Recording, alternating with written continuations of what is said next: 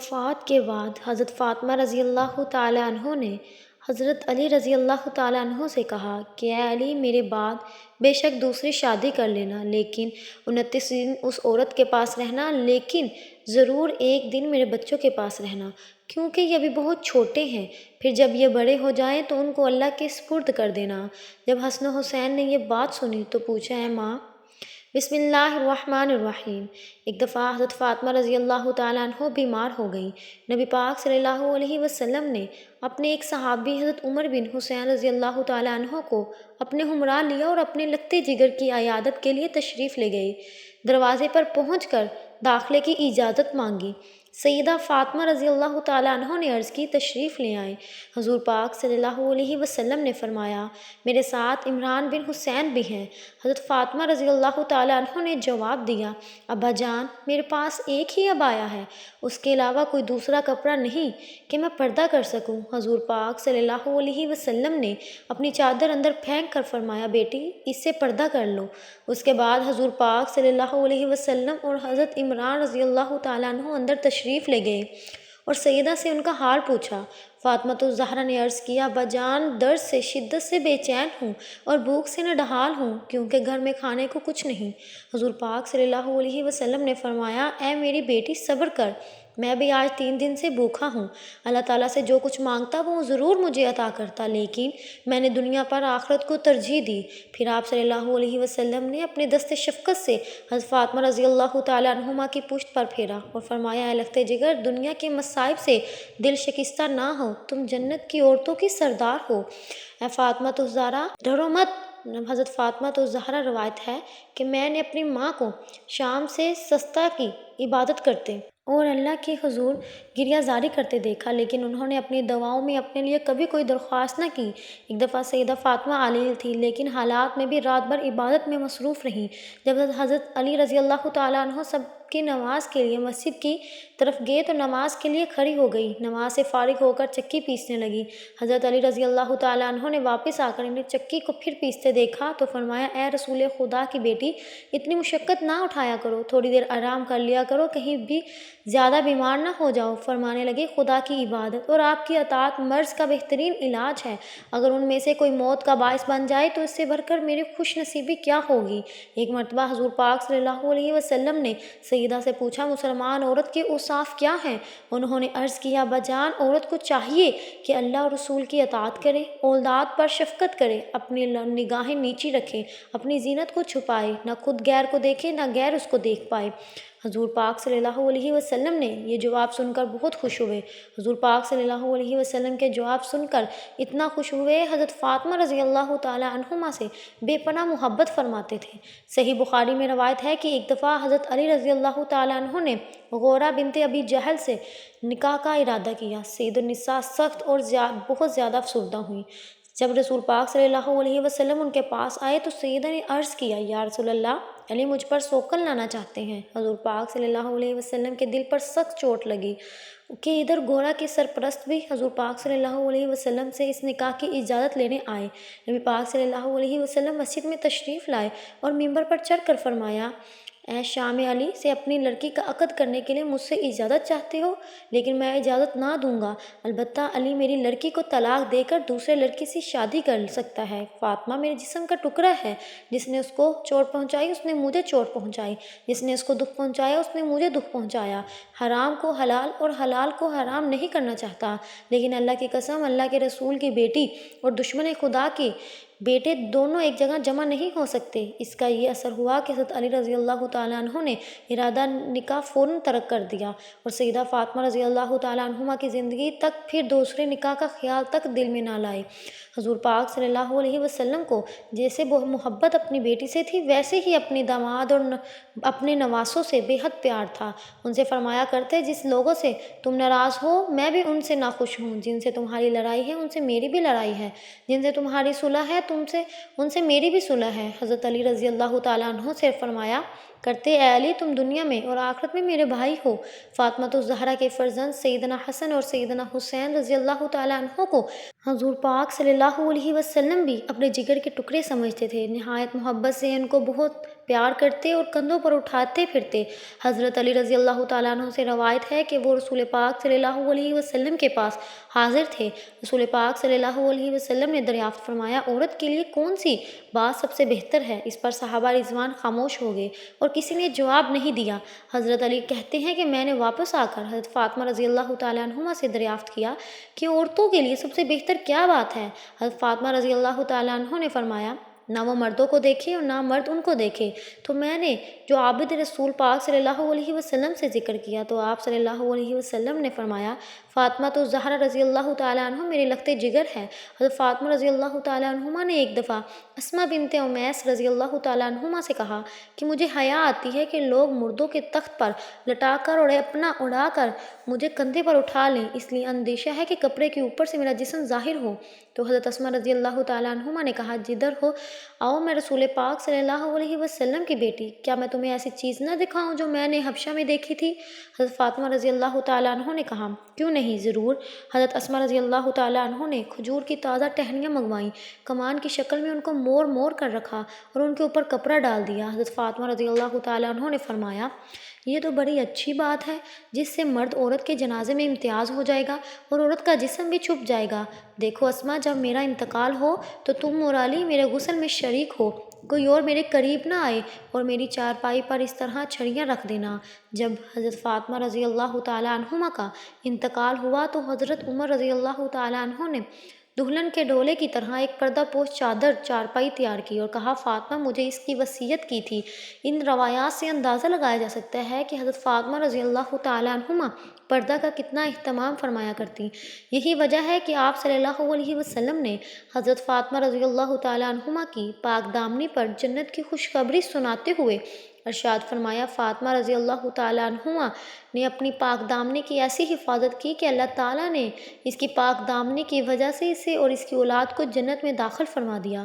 اور ایک روایت میں ہے کہ بے شک فاطمہ رضی اللہ تعالیٰ عنہ اپنی پاک دامنی کی حفاظت کی تو اللہ تعالیٰ نے اس کی اولاد پر جہنم کی آگ حرام کر دی۔ تو ام سلمہ رضی اللہ تعالیٰ عنہما فرماتی ہیں، جب قرآن کریم کی آیت نازل ہوئی تو انسان کی خواتین اپنے گھروں سے اس طرح نکلتی کہ گویا ان کے سر اس طرح بے حرکت تھی جیسے ان کے سروں پر پرندے بیٹھے ہوں، اور ان کے اوپر کالا کپڑا تھا جس کو وہ پہنی ہوئی تھی۔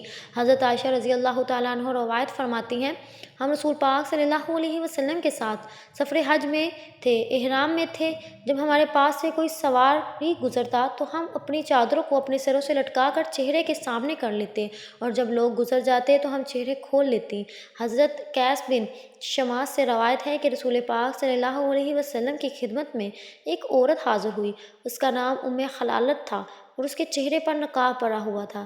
یورپ اپنے بیٹے کے بارے میں دریافت کر رہی تھی، جنگ میں شہید ہو گیا۔ اب آپ کو ناکامی میں دیکھ کر کہا، اس وقت بھی آپ نے نقاب ڈال رکھا تھا؟ ہمیں جواب فرمائے، میں نے بیٹا ضرور کھویا ہے، حیا نہیں کھوئی۔ کہنے لگی کہ ایک دن کسی نے خبر دی کہ حضرت علی رضی اللہ تعالیٰ عنہ کے بارے میں ابو جہل کے بیٹے مسلمان ہو گئی اور مدینہ منورہ آنے لگی ہیں۔ مسلمان نوجوان لڑکی تھی۔ خبر مشہور ہوئی کہ حضرت علی سے اس سے نکاح کرنا چاہتے ہیں تو فاطمہ تک بات پہنچی تو وہ پریشان ہوئی۔ فطری بات ہے، عورت پریشان ہوتی ہے۔ اور پھر ابو جہل کی بیٹی، ان دونوں نے وہ دور اکٹھے دیکھا تھا۔ 13-12 سال کا اذیت کا دور، وہ جو اوجری حضور پاک صلی اللہ علیہ وسلم پر ڈالے گئی تھی، حضرت فاطمہ نے آ کر ہٹائی تھی تو خیال ہوا کہ میرا گزارا نہیں ہوگا۔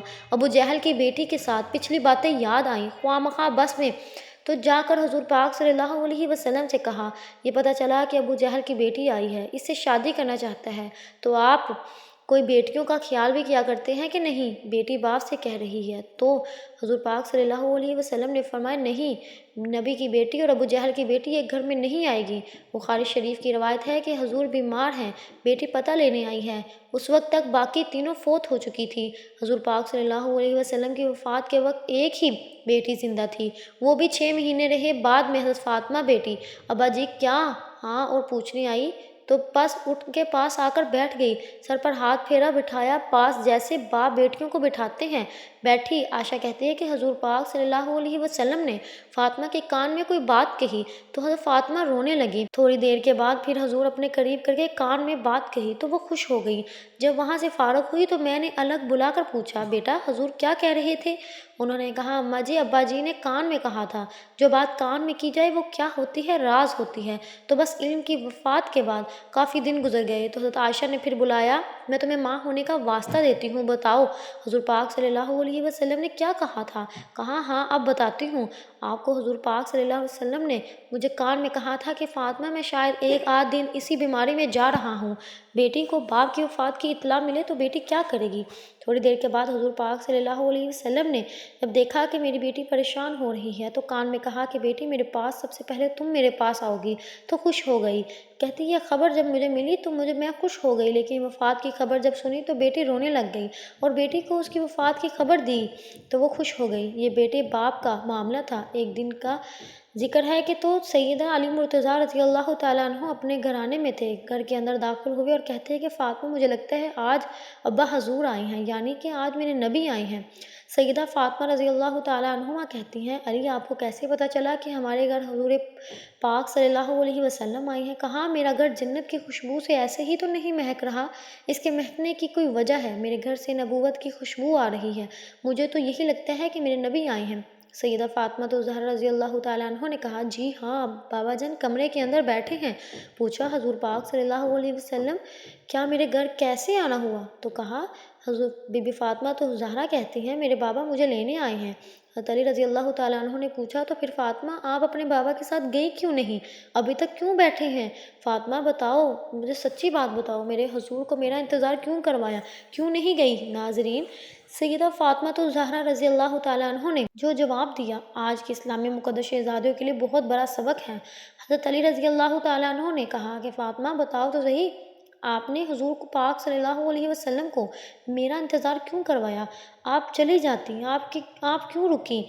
تو بی بی فاطمہ الزہرا رضی اللہ تعالیٰ عنہما نے کہا کہ رسول پاک صلی اللہ علیہ وسلم کے سامنے علی اپنی اجازت کو کوئی اہمیت نہیں دیتا۔ فرمایا فاطمہ ان موقع پر مرضی نہ آپ کی چلے گی نہ میری، یہاں چلے گی تو صرف میرے نبی کی مرضی چلے گی۔ سیدہ فاطمہ الزہرا رضی اللہ تعالیٰ عنہ نے کہا، یا علی بہت اجازت کی بات نہیں ہے، بات مرضی کی بھی نہیں ہے، رب ذوالجلال کی عزت کی قسم میں آج اگر آپ کی اجازت کے بغیر گھر سے چلی جاتی تو قیامت کی صبح تک میرے باپ کے مبارک نام پر لوگوں کی انگلیاں اٹھ جاتی کہ نبی کی بیٹی شوہر کی اجازت کے بغیر آپ قدم اٹھانے کی وجہ سے باہر چلے گئی ہے، آپ برے باپ کے بالوں کی سفید داڑھی رول جائے گی، شوہر کے سامنے زور زور سے بولو گی، زور زور سے چینکو گی، چلاؤ گی، تمہارے لوگ کہیں گے دیکھو فلاں کی بیٹی نے کس طرح تماشا لگا رکھا ہے۔ جب ایک بیٹی کے پاس کائنات کن لانے والا صرف ایک ہی ہے تو پھر بھی وہ شوہر کی دعوت پر آئی ہے، گھر سے باہر نہ نکلے، اتنی بڑی شخصیت کی بیٹی ہونے کے باوجود بھی شوہر کی فرما برداری اور شوہر کے حقوق کا اس قدر خیال رکھے تو مجھے بتاؤ ایسے گود میں امام حسین نہ آتے تو کون آتا، جس کی زندگی میں کوئی بھی نماز نہیں چھوٹی؟ ایسے گود میں زینب نہ آتی تو کون آتی؟ پھر سیدہ فاطمہ الزہرا رضی اللہ تعالیٰ عنہما نے انہیں اپنے سینے سے لگایا اور سینے سے لگا کر بیٹے کو دودھ پلا کر پوچھا، قرآن سنیں دل کی دنیا میں میرے شہزادے، اس قرآن کی کیا قیمت ادا کرو گے؟ اس سے نے مسکرا کے کہا، کیا قیمت ادا کرو گے؟ تو حضرت حسین نے مسکرا کر ماں کی طرف دیکھا اور کہا کہ امی جان آپ نے مجھے صرف گود میں قرآن سنایا ہے، انشاءاللہ میں کل کربلا کے میدان میں آپ کو نیزے کے نوک پر چڑھ کر قرآن سناؤں گا۔ نبی پاک صلی اللہ علیہ وسلم نے فرمایا، بہترین انسان وہ ہے جو خود بھی قرآن سیکھے اور دوسروں کو بھی سکھائے۔ ناظرین سب کا وقت حضرت علی رضی اللہ تعالیٰ عنہ فجر کی نماز پڑھ کر گھر آئے اور دروازہ کھٹکھٹایا، اندر سے آواز آئی، کون؟ حضرت علی رضی اللہ تعالیٰ عنہ نے فرمایا، فاطمہ میں ہوں، دروازہ کھولو۔ اندر آئے، دیکھا اور کہا ایک فاطمہ الزہرا رضی اللہ تعالیٰ عنہما چکی چلا رہی ہیں، ادھر آٹا گوندا جا رہا ہے۔ فاطمہ پوچھا، ایک وقت میں دو کام، کپڑے بھی دھل رہے ہیں، گھر میں جھاڑو بھی لگا رہی ہو، آٹا بھی گوندا جا رہا ہے، جبکہ کام بھی کر رہی ہو؟ پوچھا فاطمہ خیر تو ہے، سارے کام ایک ہی وقت میں کیوں کر رہی ہو؟ تو کہا علی میرے پاس وقت بڑا کم ہے۔ حضرت علی رضی اللہ تعالیٰ عنہ نے سیدہ فاطمہ رضی اللہ تعالیٰ عنہما کا ہاتھ پکڑا، اٹھا کے بستر پر لے آئے، کہا لیٹ جاؤ، ساری رات مصلے پہ بیٹھے رہو، ساری رات مصلے پہ بیٹھتی رہی ہو، ساری رات عبادت کرتی رہتی ہو۔ پوچھا خیر تو ہے، وقت کیوں کم ہے؟ حضرت فاطمہ تو زہرا رضی اللہ تعالیٰ عنہما نے فرمایا، اے علی، فجر کی نماز پڑھ کے بیٹھی تھی، اللہ اللہ کر رہی تھی، بیٹھے بیٹھے اچانک میری آنکھ لگ گئی، مجھے خواب میں میرے بابا کی زیارت ہوئی۔ خواب کی دنیا میں نے دیکھا کہ میرے بابا میرے گھر آئے ہوئے ہیں، کبھی کمرے میں، کبھی صحن میں، کبھی یہاں تو کبھی وہاں دیکھ رہے ہیں۔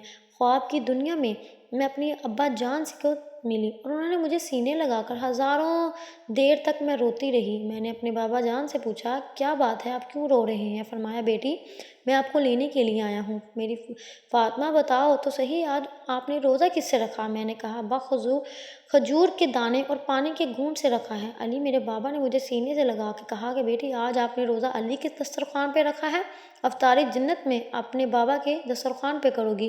سیدہ فاطمہ الزہرا رضی اللہ تعالیٰ عنہ نے کہا، علی، میں کپڑے دھو کے اور کھانا پکا کے اس دنیا سے جا رہی ہوں تاکہ میرے بعد آپ کو کوئی تکلیف نہ ہو۔